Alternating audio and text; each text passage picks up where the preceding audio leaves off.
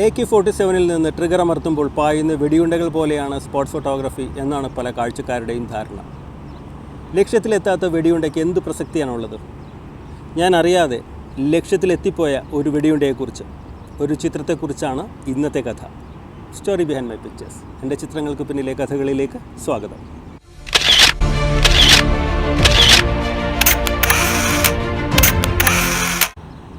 രണ്ടായിരത്തി 2012 ദുബായിൽ നടന്ന ഇൻ്റർനാഷണൽ മിക്സ്ഡ് മാർഷൽ ആർട്സിൻ്റെ വേദിയിലാണ് ഈ സംഭവം. നമുക്കറിയാം, MMA എന്ന് പറയുന്നത്, മിക്സ് മാർഷൽ ആർട്സ് എന്ന് പറയുന്നത് മുവാത്തായ്, കിക്ക് ബോക്സിംഗ്, റെസ്ലിംഗ് എന്ന് പറയുന്ന ഇതിൻ്റെ എല്ലാം കൂടെ ഒരു കോമ്പിനേഷനാണ്. അന്ന് വൈകിട്ടാണ് ഈ പ്രോഗ്രാം സ്റ്റാർട്ട് ചെയ്യുന്നത്. ബോബ് സാപ്പ് എന്ന് പറയുന്ന അമേരിക്കൻ റെസ്ലറാണ് അന്നത്തെ ദിവസത്തെ ഏറ്റവും വലിയ താരം. ഞാൻ അദ്ദേഹത്തിൻ്റെ ചിത്രം എടുക്കാനാണ് അന്ന് ആ വെന്യൂവിലെത്തുന്നത്. അദ്ദേഹം വലിയ സ്റ്റാർ ആയതുകൊണ്ട് ആ ഇവൻറ്റിൻ്റെ ഏറ്റവും അവസാന ഘട്ടത്തിൽ മാത്രമാണ് ബോബ് സാപ്പിൻ്റെ ഫൈറ്റ് ഉള്ളൂ. എനിക്ക് സ്പോർട്സ് പേജിലേക്ക് ചിത്രമെടുക്കേണ്ടതും ബോബിൻ്റെ തന്നെയായിരുന്നു. എല്ലാവരും കാത്തിരുന്ന ആ സമയമെത്തി. ബോബ് സാപ്പിൻ്റെ എതിരാളി സ്വീഡൻകാരനായ തോഫൻ പിറാനിയാണ്. 160 കിലോ ശരീരഭാരമുള്ള ബോബ് സാപ്പിന് മുന്നിൽ തോഫൻ ഒരു എതിരാളിയാണോ എന്നുവരെ നമുക്ക് തോന്നും. ഫൈറ്റ് തുടങ്ങാനുള്ള ആദ്യ ബെല്ലടിച്ചു. ഫസ്റ്റ് സെക്കൻഡിൽ തന്നെ ബോബിൻ്റെ ശക്തമായ അറ്റാക്കാണ് ഞാൻ പ്രതീക്ഷിച്ചത്. പക്ഷേ വളരെ ബുദ്ധിപരമായിട്ടാണ് തോഫിൻ്റെ ഓരോ അറ്റംപ്റ്റും.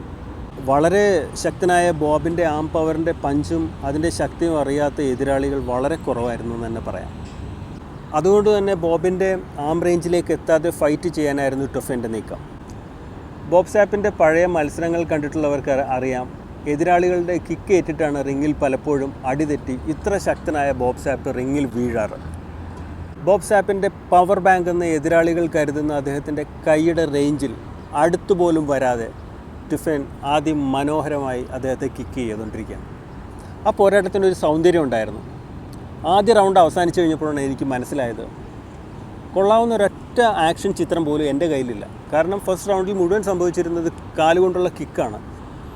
കാരണം എല്ലാവരും പ്രതീക്ഷിക്കുന്നത് ബോബ് സാപ്പിൻ്റെ അതിശക്തമായ പഞ്ച് ഫസ്റ്റ് സെക്കൻഡിൽ തന്നെ ഉണ്ടാകുമെന്നാണ് പ്രതീക്ഷിച്ചത്. പക്ഷേ ഫസ്റ്റ് റൗണ്ടിൽ അദ്ദേഹത്തിന് 1-2 ആക്ഷൻസ് കാണിക്കാൻ പറ്റിയെന്നല്ലാതെ ടുഫേൻ്റെ അടുത്തെത്താൻ പോലും അദ്ദേഹത്തിന് കഴിഞ്ഞിരുന്നില്ല. ഓരോ റൗണ്ടിനിടയിലും ഓരോ മിനിറ്റ് ബ്രേക്കുണ്ട്. ബോബ് വിശ്രമിക്കാൻ എത്തിയത് എനിക്ക് ചിത്രമെടുക്കാനായി അനുവദിച്ച റിങ്ങിൻ്റെ അതേ കോർണറിനടുത്തേക്കായിരുന്നു. വിശ്രമിക്കാനല്ല ബോബ് സാപ്പ് അവിടെ വന്നിരുന്നതെന്ന് എനിക്ക് തോന്നി. ആദ്യ റൗണ്ടിൽ പറ്റിയ തിരിച്ചടിയിൽ ബോബ് വളരെ ക്ഷുഭിതനായിരുന്നു. ആ 1 മിനിറ്റ് ബ്രേക്കിൽ ഉടനീളം ബോബ് സാപ്പ് വിശ്രമിക്കുകയായിരുന്നില്ല. എതിരാളിയെ നോക്കി വല്ലാത്തൊരു വന്യമായ മുരൾച്ചയോടെ പല്ലിറങ്ങുന്നൊരു കാഴ്ചയാണ് ഞാൻ കണ്ടത്. ആ ശബ്ദം എനിക്ക് ശരിക്കും കേൾക്കാമായിരുന്നു. ഞാൻ അത്രയ്ക്ക് അടുത്താണ് അദ്ദേഹത്തിൻ്റെ നിന്നിരുന്നത്. രണ്ടാം റൗണ്ടിൻ്റെ ബെൽ മുഴങ്ങിയതും അദ്ദേഹം ചാടി എഴുന്നേറ്റു.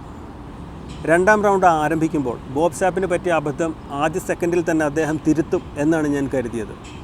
ആദ്യ റൗണ്ടിൽ എന്താണോ സംഭവിച്ചത് അത് തന്നെയാണ് രണ്ടാമത്തെ റൗണ്ടിലും സംഭവിച്ചുകൊണ്ടിരുന്നത്. ടൊഫൻ പിറാനി ആദ്യ റൗണ്ടിൽ എന്താണോ ചെയ്തത് അത് ഒരു മാറ്റവും ഇല്ലാതെ അദ്ദേഹം രണ്ടാം റൗണ്ടിലും എക്സിക്യൂട്ട് ചെയ്യാൻ തുടങ്ങി. ബോബാകട്ടെ തുടർച്ചയായ കിക്ക് താങ്ങാനാകാതെ റിങ്ങിൽ അടി തെറ്റുന്നു എന്നുവരെ സംശയം തോന്നി തുടങ്ങിയിരിക്കുന്നു.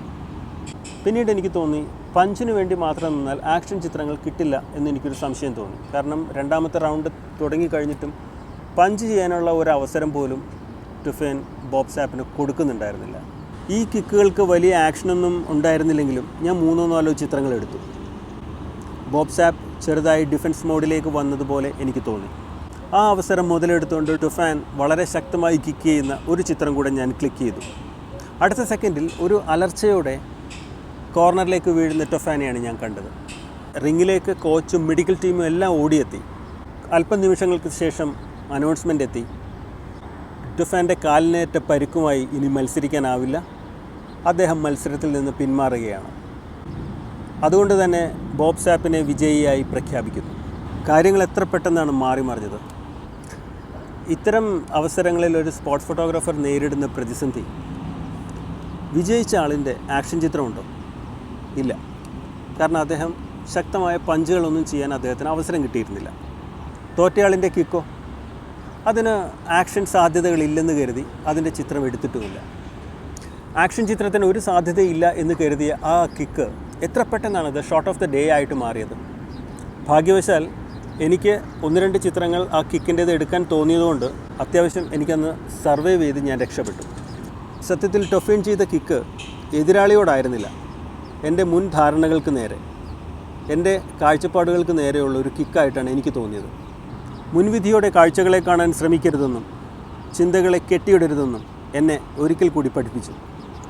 എൻ്റെ ചിത്രങ്ങൾക്ക് പിന്നിലെ കഥകൾക്കൊപ്പം സഞ്ചരിച്ച നിങ്ങൾക്ക് നന്ദി. അടുത്ത കഥകളുമായി നമുക്ക് വീണ്ടും കാണാം.